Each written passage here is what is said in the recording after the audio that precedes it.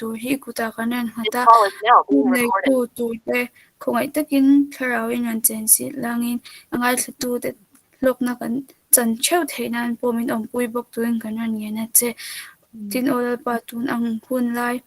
a chhana tam taka thleng me ka chu te anga te cha min ran ti chak thar le la nang ma in ngata mang ang lau turin min lo chan pui thar le tuin kanan yana che sabat kan man sel turamin pui la min kai shwai zel turin iso mingin chu chu kan di le amen. Amen.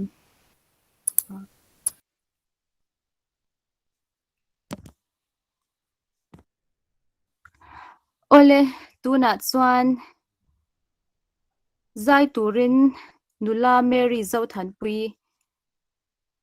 kan lo so mang Ole mình sẽ thêm o she the hey tận như thế bài web hey alai paron zai tung hakanya tukin jing lam pangkhan ka ngong ka hel pala ka che le thei lawa chu bangin ka video siam sa haute engi mo ka minga ka siam de kha karon le tir top me do na min in sha thiam na karon de boka chuanin khami hla karon sak tu rakha pule mo sanga khyang te la thar ania uluk takin pathian lo puinang karon hlan ve ane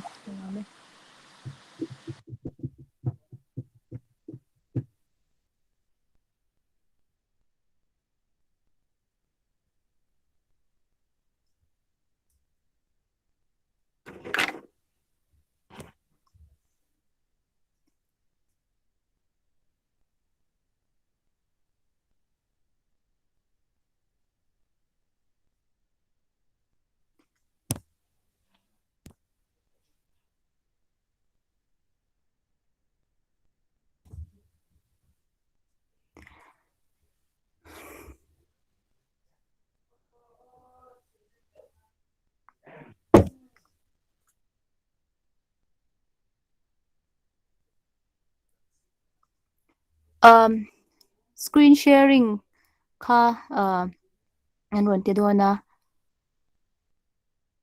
khongai in lo ngak lokang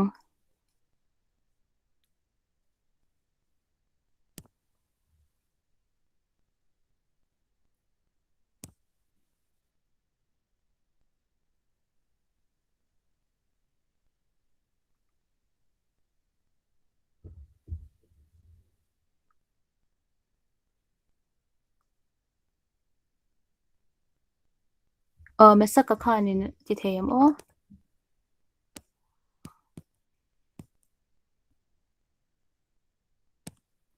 kan mu thei lo masak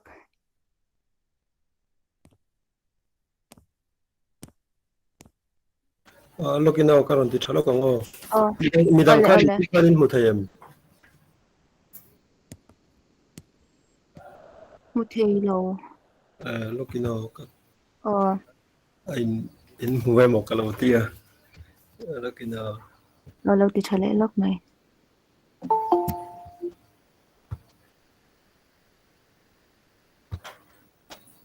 an mu theya ma se sound om lo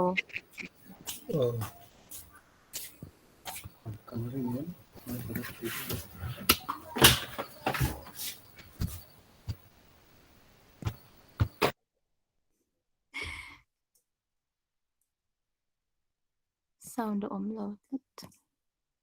looking now milo ha lo ole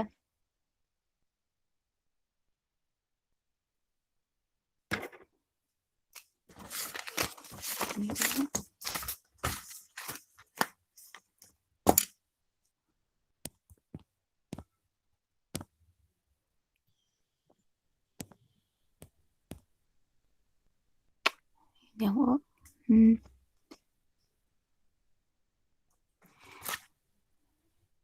hey zanina hian Mary hi a ring a herwangin hei life a zai kha har satewa khawanga ron engeni screen share video play tur kha kanya ti kha karon sei dwa anom sam bak lo wangin i long ha le lokila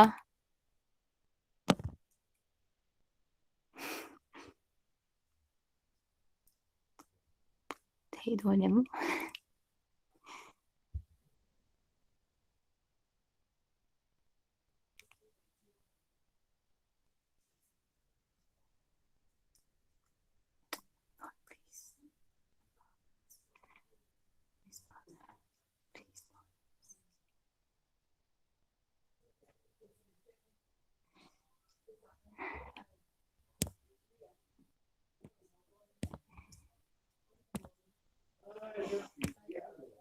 so kyang te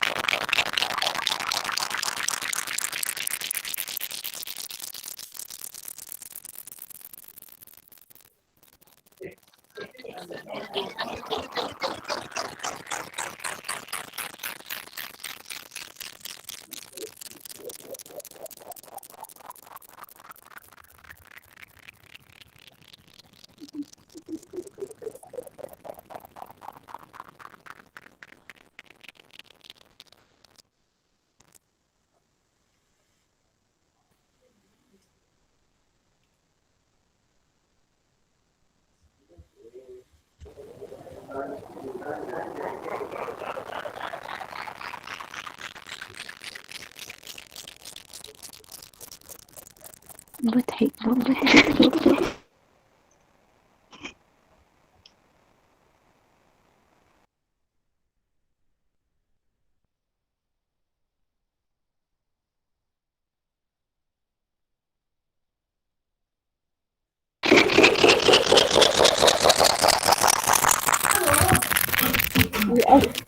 ole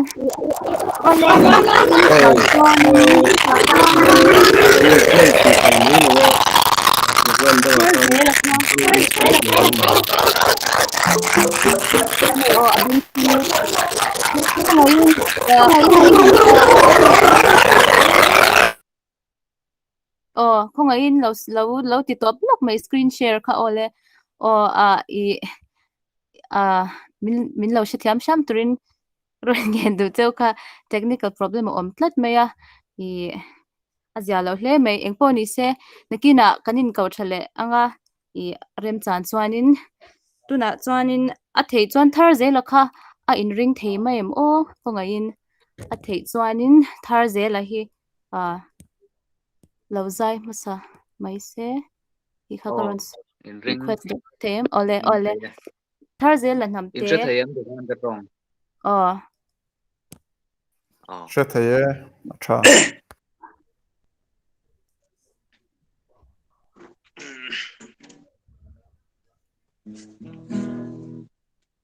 ole ro puina ram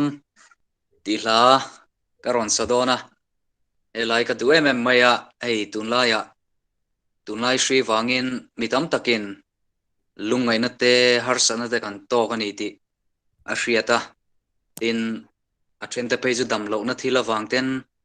kan lungaya buaina neu te kan tok thina tin a thente chu thina awangin hreom takin kanom thina ni amaro chu ro puina ram tunlai boruaka hian thlir thiam hi apoimo min ka hria ro puina rama chuan lungdu kan thren tak te le he ko vela kan lungai na le kan harsana to zong te hi kan ngai to don lova tin lungdu kan thren tak te nen hlim takin hian kan la fak ho don ani ti kha kadu chan ania zanina po hianin pathian fakle choi moinan an ron lana nge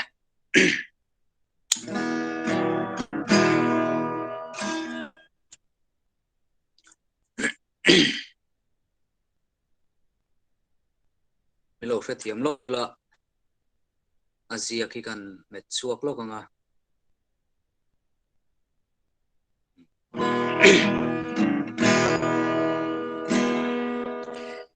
God don't treat rupee ram ki o kama căng ngài xuống truy lăn qua hết các môn về ui cả toni các khi rèn truy râu bụi na râm môi tất cả chuột và ngel lệ se rafte min tam tu lal pa chu fucking chu lệ ra ren suy lâu lung mây na lệ hờ sat na ten đi tinin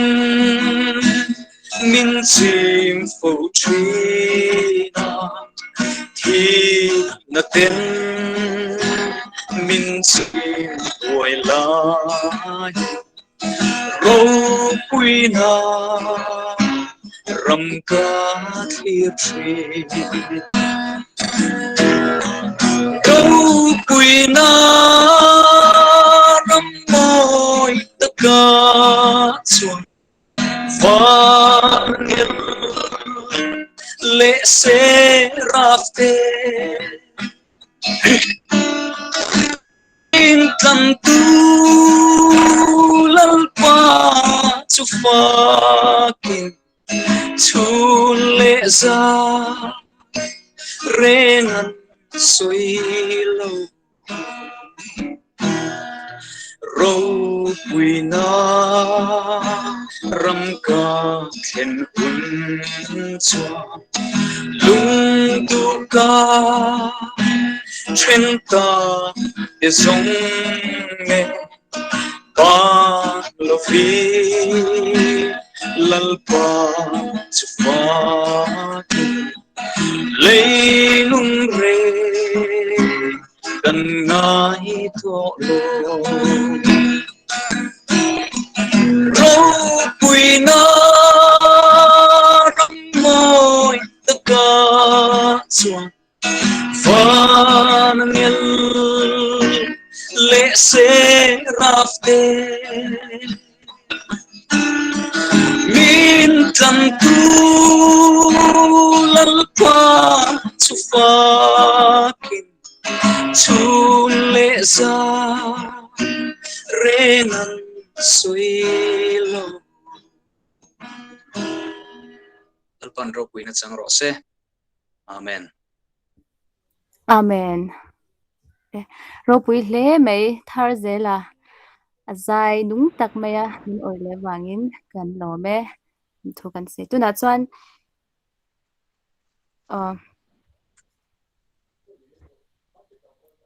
thu soi tu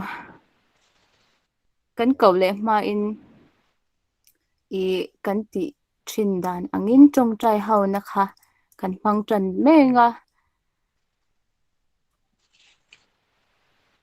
trong trai thu pui tho du nei zong zong te kha khongin chat box a ni lo po in voice a khanin in run share theyang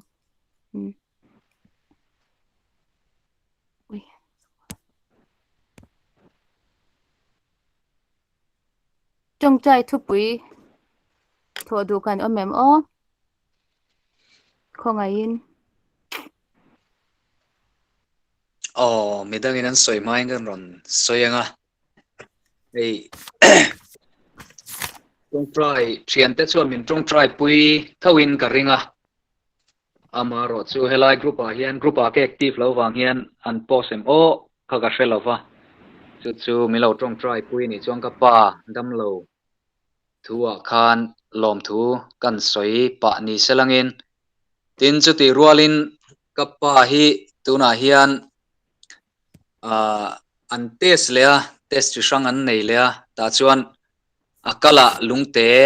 omti an mulea chu abuai thak vele khop maya pathian zara kan dam thale tura kan ngaya chu trong tribe na min lo hriat kan tua zanina po hianin engtin nge doctor in an ti dong kan hrelowan zai don nge an chu don nge kha kan hrelowa chu karlea hianin damdoin lama te kal kan tua pathian zara tluang taka kapa po dam na te lo chan le theina turin akala lungte om te po an zai chu emo an chu chu le theina turin pathian ne na min dil pui ula tin kan ron nge na ni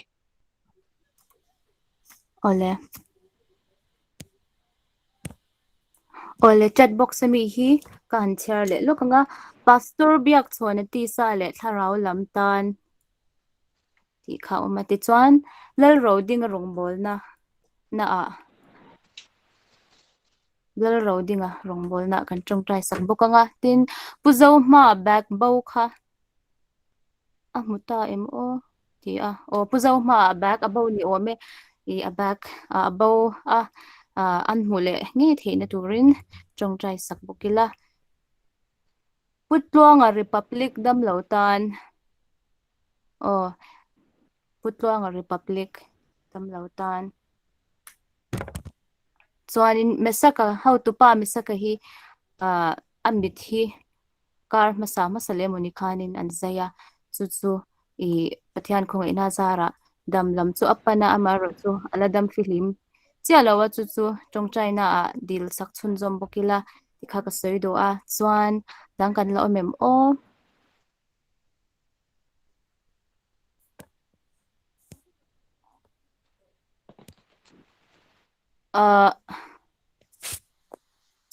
kan to lawa ni chan kan lo tho ve le lokanga hei I kan kaushan chalai te le mimal in hlan thar thuna nei la ti kha ka soi du tin kan rama covid ve zong zong te hospital la thok tu te le har set na tang bawra kar har set na tok zong zong te tan di latin I Myanmar raltlan karon Sweden cha Burma ramaral tlan zong zong te hei ronral tlan ve thei lo te po kha an om kharin om khitlama I mang ang tak tak te po an lo amanga hetyang kara pathian khongai na le pathian ven himna pathian sandam na an san thei na turin inge dia sakela hetlama ronral tlan ho te po kan thei ang anga chan puina konga te malak ange ma kan lak thei nan te le an tan po dil sakela chuan la omem chuan kan soile du chu lom thu soina I covid ve mon pui po hun rei tak chung an quarantine na low positive wang khan tuna chan na potlang takin ron join le the hei tong trai na ranin ka sha lai ya chalai te an tong trai sakna ngin thian hen lom thu soila misaka po I adam chhozel nan lom thu soi pa in kan dil pui chun zamanga chuan kanom to lo ni chuanin I kan chher chhak le lokanga I kan run lut thar te kha kan om to lo da pastor biak chhona tan ti chuan thar zela pa kha te om khatwang taka an enkol dam the na tu kan dil sanga tin pulal roading a rong bol na puzo ma back bow ti chuan putluanga republic dam lautan khang song khani se ole I Klem kan soile du chu hei Bible chang hi Johanna bung som paruk chang som hi pali a hian ti hian tia pa hne na eng po indil ki ma mingin apeng cheu tun thlengin ka mingin engma indil lo dil ro ti chuan in muang in loma kimna turin ti he iswa thut yama in hat sung hian hian ne na po kan dil te ro pu emma ka sei do chu nge tuna le ilo tong chai hong kan sound kha on chawila he chuan pathian mai lo ko na ule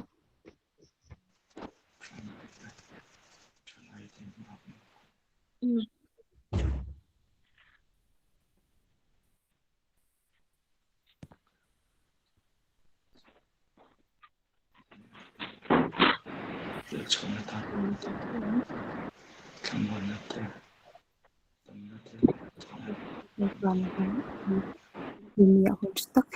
ya lepai ko zang inte lepa tir wang lepa I Israel Let he do ra the five ma could let he do ra the de ka ni na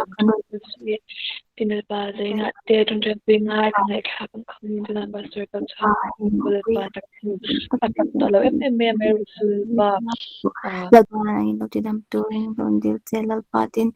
I misung shanga chalai te delal pa I delal pa kan senangin kan lalpa nung tharnang mata na chok thar thai turin lalpa nangin sakna min pe chau tun kan ron dil sen tin tu na ba lung thar pun song song te kha ine na kan ron ta na lalpa he nge dam lo song song te lar ro na te tin pasod nak chol lalpa nangin achak sa tau to tak mai ti sa achau lalpa isya lalpa ro bol mata lalpa in man tak ni kong ite tin sa tharau ro ti sa ro shana ko bit ko some time you discuss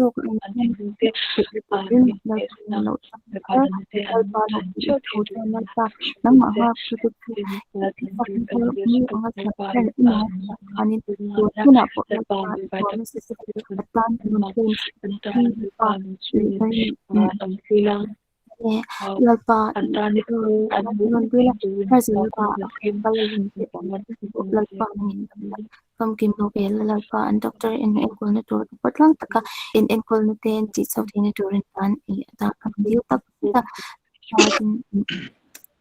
mara tan kan ki lalpa har tok mo sante ki lalpa har san lalpa ko ngai te yom tu ne chuma ne te ikin na te an lo mo don the ne turin an tan kanun diu tak set ni san lalpa am lu zong te kai shoi chu la kan nei iko ngai nei sangai na kan ron dil se song song tu pai so kristam mengin ngop se kan ron dile amen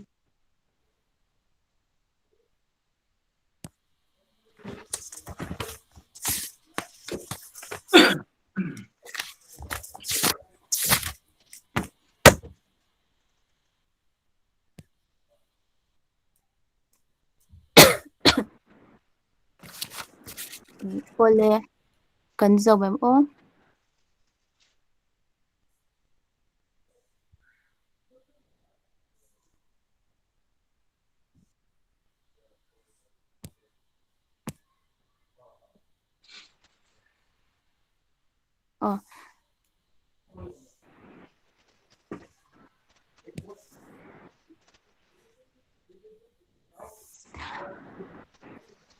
ole tuna chuan kan thu soi tu tur kan ka to mai nga kan thu cha ron soi tu tur hi tlangwal h la nun fela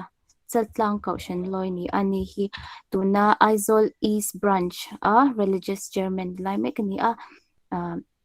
tuna ilo kawang le choli chibai ve kule trong a pia tha tura kan ngaya kan che thei tang tura kan ngaya ring tok em duna khan kan che thei tro alo me le hei pathian in hun thang min pe min roman sak hi alo mom ka ti kan ho tu ten re de hlek to tang khan kun mang ve turin min han ti amai ro chu har sab na neu te alo thleng cho wa kan an ti lo tling thei lo wa zani na pathian in choni jan dum tak min pe he hun hi pathian ruang man sa hun dum tak ani in ka hria tin zani lo lu zong zong te pon lok na kan chan theu ka be sei ani he atel ho te hi hun sang sang tlang sang sang ram sang sang te pon in chu thalai tong trai ho na WhatsApp group om te hi pathian ta na mi in pe tak tak an thei anga rong bo na pen chuak na sa inni vek main ka hria chu bang chuan in tan hnem nan pui tham tak mai han soi ka soi chok phalawang ti hlawang ran khop mai a pon ni se pathian kuta kan da anga e hun kan mang chho anga te sana chuan kal deuh duai to mai a mai ro chu on mo thal lu tuk lo tur angai taila sang bon ang pui ni lo deuh testimony la sharing lampang ten kan kal tang pu yong mang ku te man dan te ani a mai ro chu ke ber hi mani chanchin le an testimony han soi vak lo chi ka lo ni ve a tin mai teng soi tu thatak te om lo wang te po ani anga thiam lo zong tak mai ni a mai ro chu ho tu te ram lo danang in kal kan tum anga a the anga in kan jep tel ve don nia le tir ko te bung hi chang som pasari kan em chuan khata khan thungai nom de mai kan hu a betera khan zol nei zo elan mana alo soi to kha aron soi chua ka Pentecost ni lo thlenga ta chuan zirtir te ka mun thang thang tangin an kal khoma mun khadan oma tharau thing him na satak mai na ron thlenga ni ta chuan maktak mai non oma tharau thing na chen chila a thlir tu te khan makan tia wain ru yanga te khan an ngai ni chu ta chuan petera chuan a changa tir ko te bung ni chang song pasaria zo elan alo soi chua alo soi lok to ma ana lo soi to kha an soi chua ka nin nu nga te chuan he tiang hi ani anga mi zong zong chunga ka tharau ka le anga ti chuan in pa ten panu ten ka thu an shilanga in tlambal ten in lan na ten buanga in putar ten bumanga an mang adini chang song pare ta chuan chung ni a chuan ka boy pa te ka boy nu te chunga ka tharau ka le anga ka thu an shilang ti kha aron sei chua chu mi om zia chu wain ruyan ni lo wa tharau thiang lim zoelan mana zol ni lo soi lok kha voina hen lo thing di ka ni tharau thiang lim lo che ni ti kha veteran a chan na ani a chu tian chon tharau thiang lim ka Pentecost ni tang khan na sa tak main pathian mi te hne na aron thenga voin thlem hian tharau thiang lim in na thok zela tharau thiang lim na hruai thei te le tharau thiang lim ne na thok dun thei tur rilu lo siam te na tharau thiang lim kha thlenga chen chil zela chu tian chon na a thok zela ni le nikum hei covid in ming ti boya lokhan Papua New Guinea rama rong bon chan chin hi ka ta lang dua tu empin ka Adventist member te chet na ani a small group Portland te member te ka layman te ka anin sem dara chu tian chon ministry antrana kumsang ni song pare ta tangkhan an tran to a chuan mi na te kalin trong trai na ten manga pathian thu ten soya thu toy ten ba soya de khan mal som na thu te devotion hun toy ten ba manga ni tin chu ba ka member ni thin lo hla to te tan welcome home program mo lo holen hun program te khan siama chu tiang chuan ma an la member te khan phur tak mai covid shikara po ni se the to pin man la chu covid ina ti boi kara po ni kum lai hol July khan khen kha cho mi somsari paruk lain baptisma an chang theini tin Mexico ra mani kum jun khan thil duom deuh mai thlenga chu Mexico ra ma hian rongbol na lian tak mai an kalpuya thleng mu za kan kalpuya covid ka ra bo ta chuan member tin ten electronic media social media kan tiang chi mang te khan na an thoka thei to ban chu a ta chuan mi sing ni sang thum lain ni kum chan ve khan baptisma ron changin ko thana an run lu ta pathianin ami te rong bolna mala so me chu tiang chon thara thing lim kha che ze la tin kumin po khan kumin kumlai hol kanan thlenga July tha lo ni khan Tanzania rama chuan mi sing ni sang ria din baptisma chang le ni electronic media mangin khovel thiamna mangin thei to pin man la a an thok so me rong bol tu te le layman te an thok hona tha a tiang chuan pathian thara thing chet na hi ke khovela hian tuna po hian oma an sa em ni ti kha kan ta lang hasadu a tin hetiang rong bol na hian zirchian na chuan South America kwan tun kum sang ni som tang som pa kum som chung vela khan baptisma changkha an zir chianga chu ta chuan za som sari panga lai me kha thalai ten ni thalai apo teenager kan tiang chi te kum som pathum som pani ro la tang khan baptisma changkha an tam bera chứ miếng giờ chú tụi lai thiếm nó mang tới khăn trả lại từng rogan ball này câu chuyện na program thật tất cả này tới khá khá mình mang khăn thấy tao bên rogan ball là bắt thiên chuan ra đủ tắc mấy asen tira trả lại thế nó sắp cái bắt thiên thu vì lệ thảo thiên khi mà lâu chế anh ấy cái tiền nhân rong ball tụi nó chăn đầm ní anh sẽ tới chuan mà anh là sung sung mấy cái về là hiền rong ball nó ringot ngày tua thì đang nhìn nó thì buổi thấy lộ trả lại anh bị tắc tắc cái nào thiên mình nó chèn chịu tầm em mày anh đi anh chọn được ngay takin anh thâu cái hàng trong em rừng mày này lẽ vậy là hiền bắt hiền ô lỡ pa ô sẽ in bắt hiền cổ na rong ball na thì ít câu vợ là về in xem thì cái hàng lâu in rồi là cái đủ thì lại cái sợi tóc anh khăn rong ball mi tập tắc cái này thì đâu bằng tết trong cái mà xin đi đâu thằng in thì bắt hiền rong ball tụi mình cầu về in kan sia ni chuan ei kan chan ngei tu thil ni tin chu ti ro la kan sia tu chu karon soi tong khan ke ma ni hi kan mal tran lowa i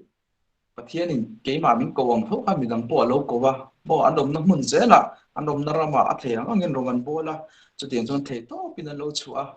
i ke ni chau hi kan ni lo ti kha han the thar tai la chu jong phun na sa tak min pe ka ringa har san na le rem chan lo na tam tak kara thì thấy to pin na an thok me ka ni an thok me ka i hen tu na thấy to pa na thok me pathian ta na i che chuak te hin kina thara thing lim na sa zo ron nu nga lo thlen hu na ron nu ina a chun kha tur te an ni chuan chon tu na thấy to pa pathian ta na rong bol na kan lo tho ke kan lo pen hi atang kai em apoi mo em don ni ti kha zanian han se tar leila ka duwa mi pakhat chan chin kan soi le anga Abraham Laru hi California rama omani thingkit ten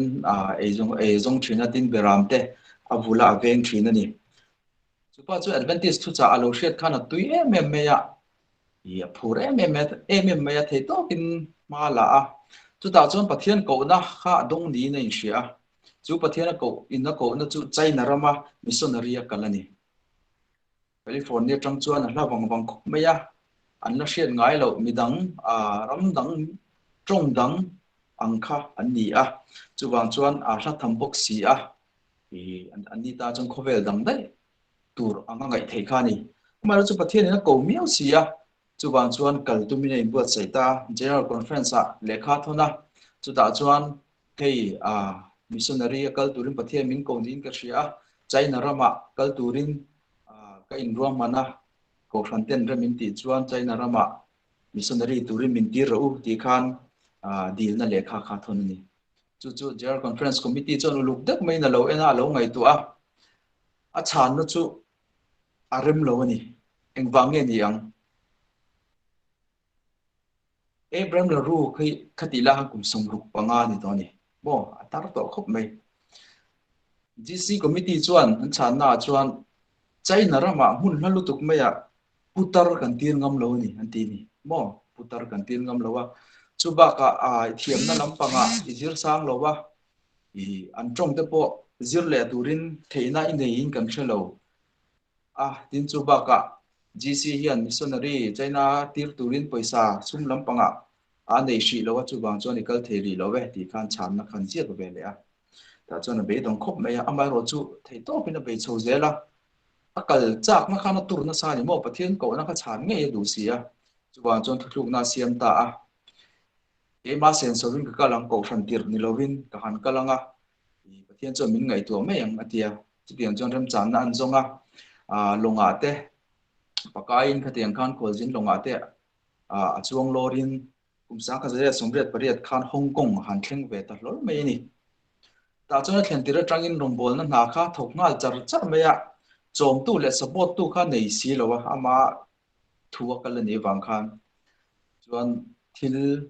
sum don na lampang te kha antia thil jor tura la khoma azuara mi ina te kallora khola ya te ko thera te wa ka tin chona ma in support na tur khan thil azur ko la wa ko la chuan pathian rong kha abol nga zela the to ba chu nga zela Hong Kong atang khan China ram chung zau zau ka te Japan ate Singapore ate vel rama khan ti khana kala rong bolin nga thokani chuan chu te kum som pali zat ama a ati nu chuan I General Conference lam chuan missionary an ron tir ve ta February ni di sang kha zakwale pahnia khan Jane Anderson le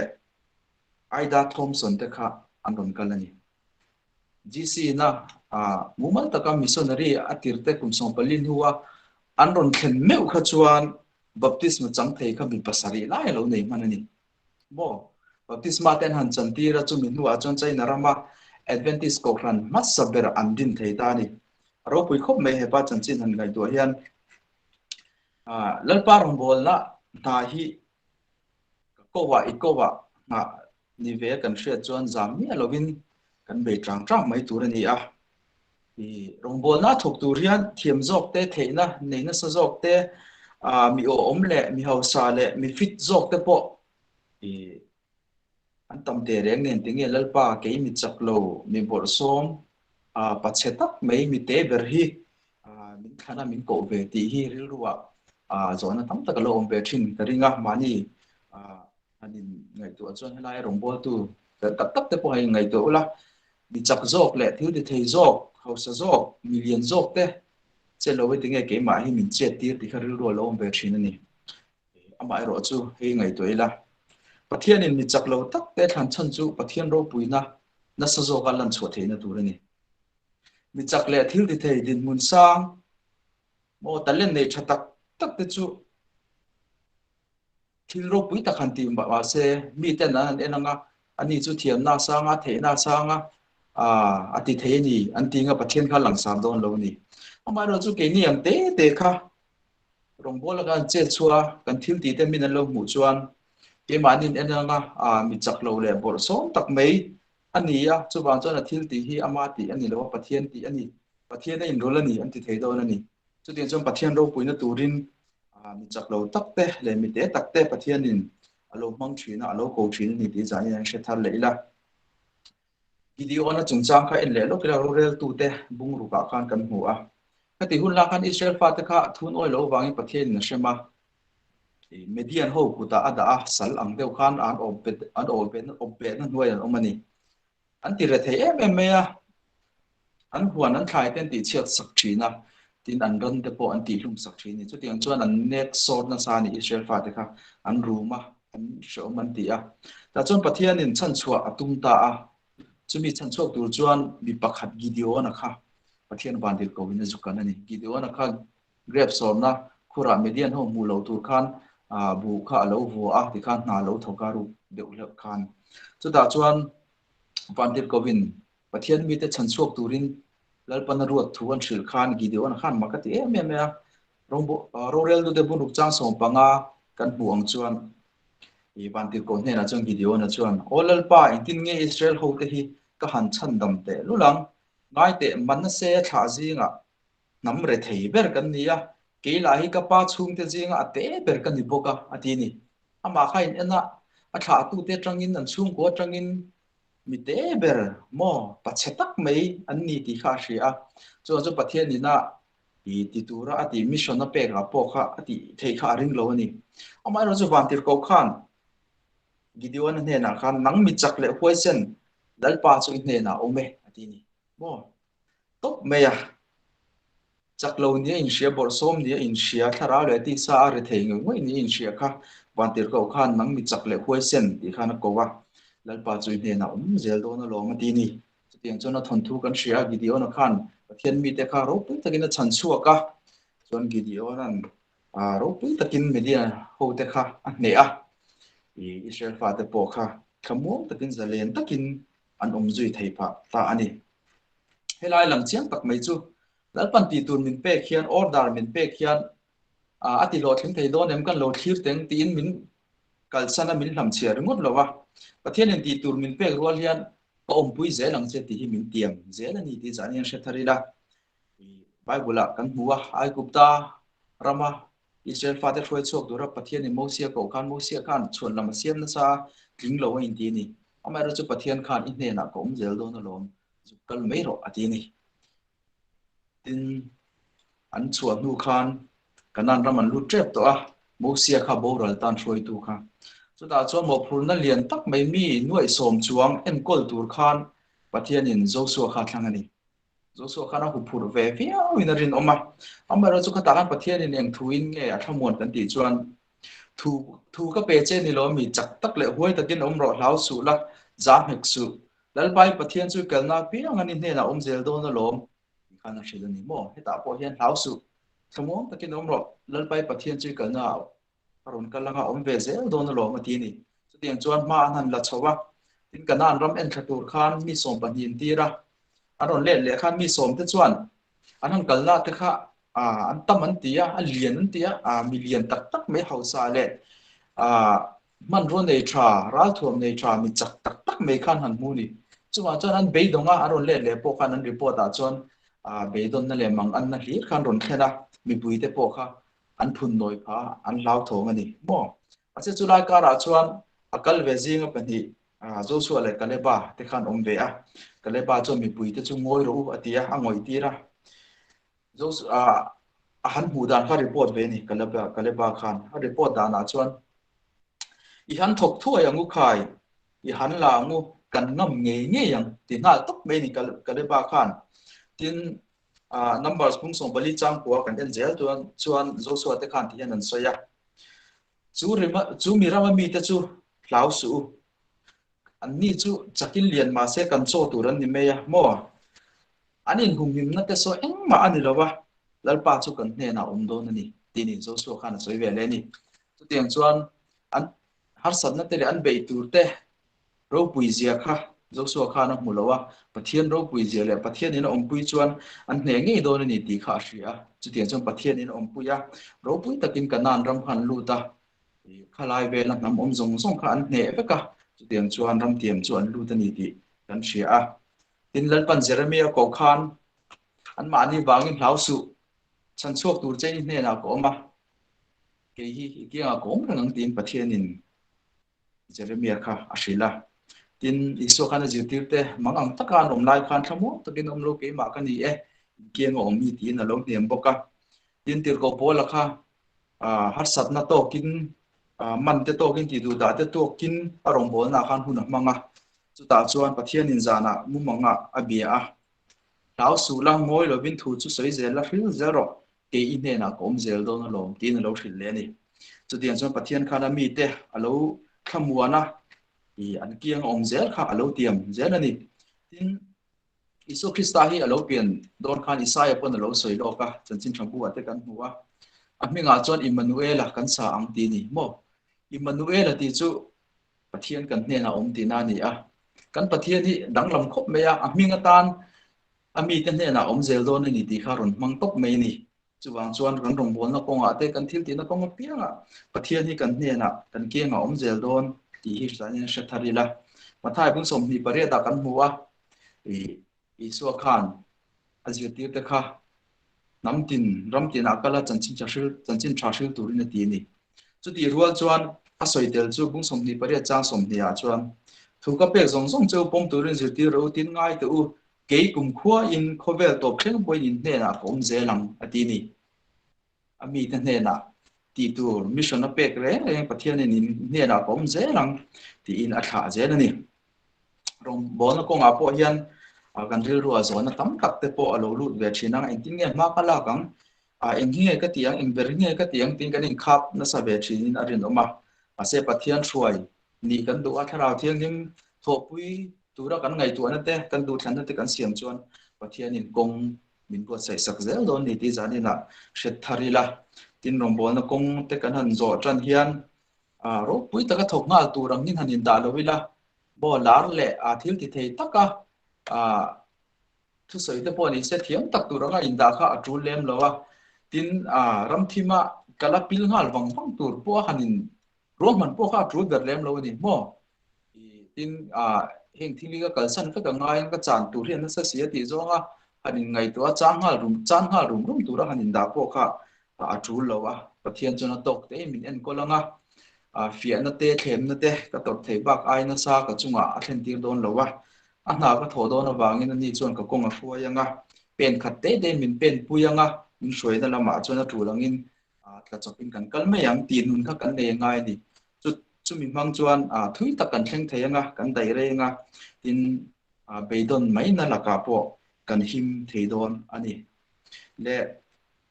atop lama tan chuan atira ka soyang khan sharing te ani mani chanchin te han soi do ni la e tho lok lo le dai zau lo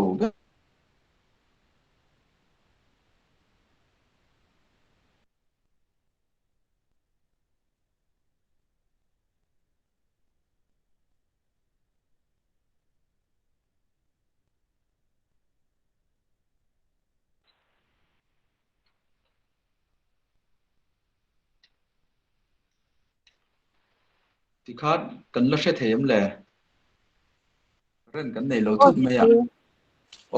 cái này lo thut à rồi nóm lẹ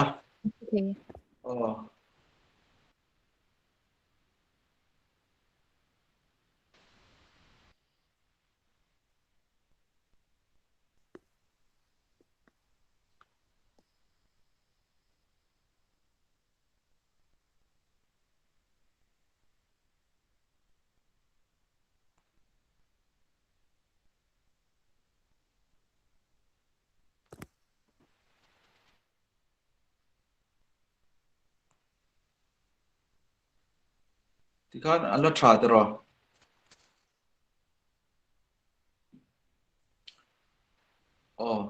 thì khác sử dụng lẹ phốt mày là thì cái này nó nóm lo mình thì bồi đấy tổ đó là ba cần thiết thể cho nó trả hey có phần nào thì tôi cái này mang lang hay gì nên là thì tiếp bộ thì cần rong bộ quy tế với in đi luôn mà cho lại cả ra cho hay có phần nào bộ lăng thay lại để local church sao để cái này thì hoa thì hay bị bịa là mà hiện rong bộ na thì tu ra hiện cần ngay chỉ na mà rồi cho thì bắc cái na chú cái sẽ chuang lâu ba chuan Adventist mi ma sa te chanchin te le missionary te le rong bộ tu te chanchin te kan chiara kan ti chowa chulaya chuan karil ruwa I min ti phur tu le I karil ru de tu me awma chu rong bol na kong pakhata chuan thuzi amanga rong bol hi ni lekha ji amanga rong bol hi ani chumi karil ruwa ron lu na chan deuh chu kan mi ma sa te James White te kha an ni kum sang sa re som ni pariat khan in khom pui pakhat an nei in James White khan thu soya thu tak kan je to zong te hi kan chut chuat ai ni le kha kan da ngai ni ati ni cho mi dang po chen lo phu re me ma chu tiang chong rom man na chiama amaro chon han ngai to chianga eng ma poi san nei lo wa khol pon nei lo press pon nei lo wa ti nan ngai nan sai lo ni amaro cho elen ji hoi de khan in la na mu chân chân bu tế đầu tế bul chana thế top chùa tur khan phui ni chu tiang chuan thế top an han chùa chana an han ti chana chut na tur pon nei lo wa mi ne nan ba chuti ra ti khan chatem ngai tem poisan thoa ma an la cho ni tiang chuan jem soi da chuan na an thok chowa tu lai thu dip ti kha chân chân bu kha an chùa chana re vak lo chuan nuwa chuan the Advent Herald ti kha an chùa le chuan chumi te pani chu kai kopin the Advent Review and Sabbath Herald ti khan chua le ni chu voin khana Adventist Review kan ti hi ni chumi han ti chu be dong thin me suman nei si lo wa an be thei si an nu ba khan chung khat pe chu hi chua to na per tur ni yang he bak chu chok to lo wang ti kha chanchin bu khan a jiak te la ni amaro chu print tura chua don khan anu bui elen hoi ti kha atlu thut pe boy so ma trong try saka chu tiang chona let le pathian in ti to ba phal lo ni hi ati chu azia sa chu thai che an chun zom to lo tu thu lai kha pai le ta ni chu tiang chuan ma alo la chowa chanchin bu an lo chuani thu jiak lama rong bon nan lo ne le ka soi du chu Francis Jones anu kum som ru vel liam ta han Wells lampang mi ani long captain fel tak mấy na du tak mấy in vong fel tak mấy hi ni tum kha chu alunga vel ave vel lai khan le kha thim tla chua ta mi amua an en chian chuan tun lai thu dik ti kha lo ni a an chiara advantage se thu zian ni ti hria da le me a chuan an nuwa England raman kal le tumin kholaya le kha tla char le ni chuan en le chuan advantage te le kha ziak dang bok kha lo ni le ni hamak kha te em an chiar chianga i aril ru ne em a anuwa phei chuan a tuihin riat lama ei zon nang kha kalsanin rongbol to impact kha anu pa khan an tum ta a chutiang chuan America rama te ron chukin kum sang khan zakwa khan i missionary turin training ten nei zo nuwa an chuak ta a chimlam tuihin riat thiar kara mi la kal lo na missionary kal turin an tir liama Solomon Island an thing ta ni chuta chuan tam mol lo ma thei top tin rong an bola i bằng được mấy chỗ hết ra ya tụm lai thu đỉnh jam xoay được tên thì to pa sum này lo chung ăn lo trăng à kha akal zela helong kapte nên cùng song ruk nu vela isu pakhat an chuak pakhat kha lo mu a chuan missionary lo te ta missionary satlia mấy pon ni lo anu pa hian i trong thiam lama talen nei thai em mấy kha an lo ni a chuan cho pathian ni na mang na sa ni ram som thum paria ta pathian in tir kuala trong ti sang som thum pali in rongan bol zu ni chu tiang chuan pathian ni na rom man na kha alo kala he ta thu ziak manga rong bol na kha anin na sa zo ki missionary te ni pha in zau zo in rongan lo bol thei pha ani chung te chu kan chiara min ne em me ya i tin shilok na zo nei ziak kan hmuwa hun hunga chuan tharau thianglim na sa zo kin lo thleng nga ron hunung te ron thlen huna chuan mana kan le kha sem te kan le kha zia te kan thu ziak te an lo chiat te khami te ril ruwa alo thar le don ani mo kum tam taka kalta kan thu zia kan chiat te kha i zom ha lo ma se ron dung alo thlen huna chuan kham kha i pathian in an ril ruwa aron tin dung thar lenga aron than len tiranga chuan pathian laman lo hoi pha don ni ti kha kan hmuwa i chung te chung ka ril ru ne em me chu wan chuan tiang thu ziak lampang a hian tron la ve teng ka tia i salmon article ang deuh lakin bul kan trana pathian kai hruaina ka dila chu tiang chuan thei to pin kan chhuwa trana ti ni kum lama tang khan kan tia thu ziak mi le thu thiam po kan ni lowa theologian po kan ni lowa amai ro chu pathian nian mak teng mai zia tu min pe ve rek meya thu pui te ka dong ve rek meya i ril ruwa lo lan kha chuan phone ate ka chin chia kun kan nei deuh nuwa kha mi thu pui mang khan article te ka ziak chhuwa ka salmon article toy te ti khan ka ti chowa i kartin mai kha thar kha ka ziak top mai ni chuan pathian in amal aso ma ti khan via tu min pe zela hei thakua tha som vela kala kala ziak zo thei lo di mo article kha ziak tu kha ron pung zela ni tiang chuan i ka be sei lo deuh mai khan i ka ziak chhuak ve zela thil ro pui le thil ril tak te pei chu ani lowa thil mol mang tak tak mi te pon an lo soi thim te po kha ani chu tiang chuan ka ziaka achang chuan newsletter ang hian format pa ngai deuh ka siama Facebook group ten ka post thina ke mani ko ron chunga ni lo i pathian thu du le tui hal tak tak te ta nen ka tin te khana thar kha ka post ze thina chu tiang chuan ai thak kwa thla som vel chu kal chho ve ta i alo mom nei ka hria ai tin nge na tho pe chu ka hrelowa thok ngal rum tu pon ka be sei lem lowa i thu mol te ni wangin pathian na hun tia hun tia ama mo te mi pakhat bo ni se chu mi te an lo trong kai pui kha ka be se chu tiang chuan kan ti chho ve bek beka te hei ko thana te ke in mong thina i lo in fan ve lo in khom regular chuan hun te kan an chang ve thina ko than hun ruat na te kan ming ten lo lang ve ani lo pon e we fang te na mo bia langa te po ming te lo lang chuan i hun ruat na te kan an bu chuan soi tur kha kan ziak chopa kan zong chopa ti khan kan soi tlang pui ni nang ni po ni ve tho ka ringa amai ro chu tu na chuan i khatia thu zia lampang kan kal ve do tak nu hi chuan khami article ka tin ka chhuwa pia lama khan a hran hian salmon ang chi hi ka ziak le boka chu tiang chuan i entina la soi lo la thar dia hi som thum vel chu kan nei sa reng me ka soi ka tu em po ni chong lo ka ziak khan ni then te pe chu release ka tu em lo te po khan ni ti khan ka ziak i mani tan zer khan ni chu tiang chuan tun ma atla chopa hun ruat na kan minga na wanga salmon te po han phua chop han zia ka han rom han thin kha kan ni a midang tam tak ang thawin tuna chuan pathian in khatiang ang chi soi sen lo kha min pe in ka shria thu thar le thu ril tak chu ni em lawa ma ro chu mani to ka ma son na ta khan omin ka shria pathian ang pui na dong biang ka shria chu tiang chuan le kha jiang ta ka mu po ka tilowa janin hian pathian hian kan arong kan bol na tura te kan thil ti tura te hian rom han da min siam sak sel do na ti tur atira kan soyang khan order mission min pek pa khan tom pui ze lang chau ti thu tiam kha om tlat mai ni chu wang chon eng mangin nge ma kan lak ve nge ka tiang ti kha ngai tu halu tu kha ngai ka shelawa pathian ku ta dai la pathian tan mol mang takin ho tein bul han chang mai la ti khan first step kha an ti la second third ti khan lo om chau mai ya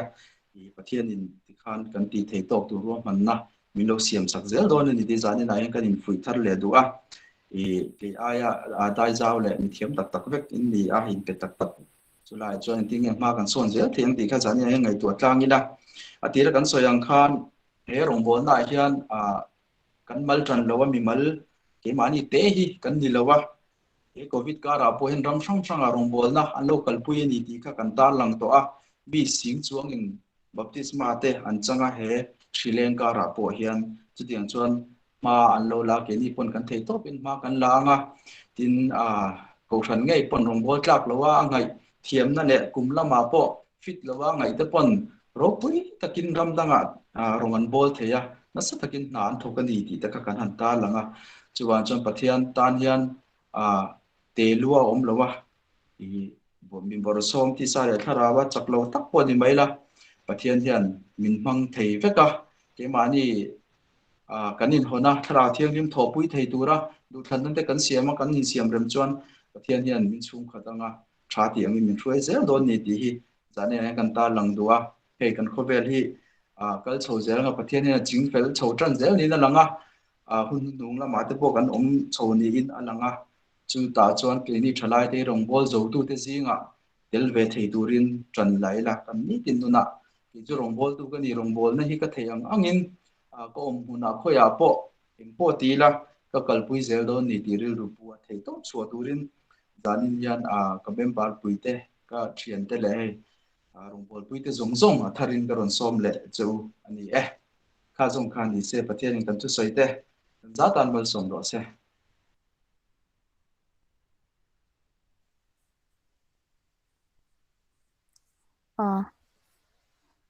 alo mom hle mai ubia chunga lam thu kan soi tak zeta rong bol na chanchin ngai nom tak tak te ropui tak tak mai te min shila in fruit harna ropui takan din ka sha in pek na te ropui ka tia tin pathian in rong bol na mi mal rong bol na konga te po mal som asom zel nan du sakna kan hlan che tin kini tan po te ber pathian tan chuan te ber po hi enge alo te reng lawa kan nei ve chun chete anga kan ngai po pathian ta na kan pek hi pathian chuan malalo som jok chin ti kha alom om ka ti chuan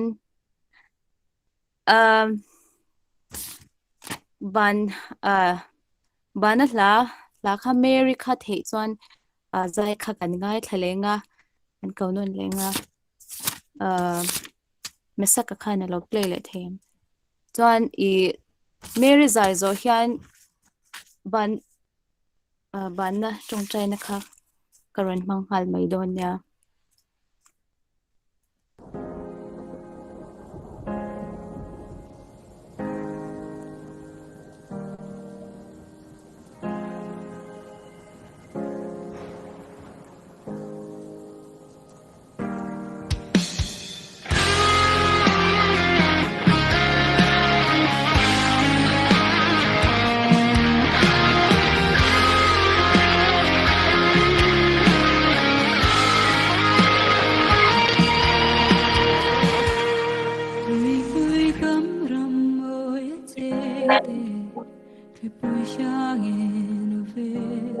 tang ram par tin vul na le to thiat na thing vu ram var veu vu mun mo ya vut le vur tul an chan ha shin vui le vai ngất le ru thing vu vai ha shin nan hip im le la mal som na ra hoa phun ram nuam le tang tang sen te wal el na in ti ral tiang ram ni ma su se chun wal ne nan di chun nun pal en kim mai ya ni en le thi ma phong ke e shin nun he vui le vai nat le ru ma thêm he shin nun he lim le lo mal som na te na hoa phun he shin nun he vui le vai nat le ru ma thêm he shin nun he lim le lo mal som na te na hoa phun shin nun ite me ram te amal som na idon sangi limin ilong izay lumay natin ni nun aze beidon na ruwa ba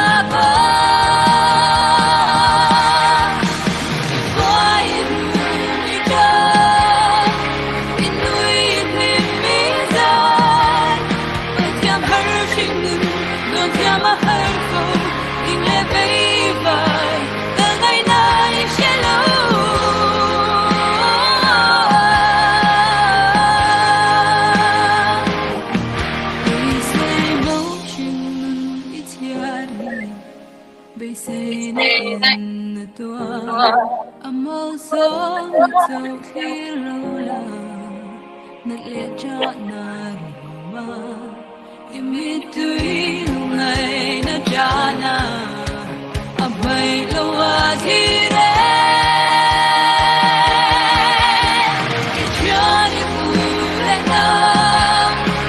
mangai le tua gam tu anden pan mai ro anden pan tu te malin na nom lo amane pan mai ro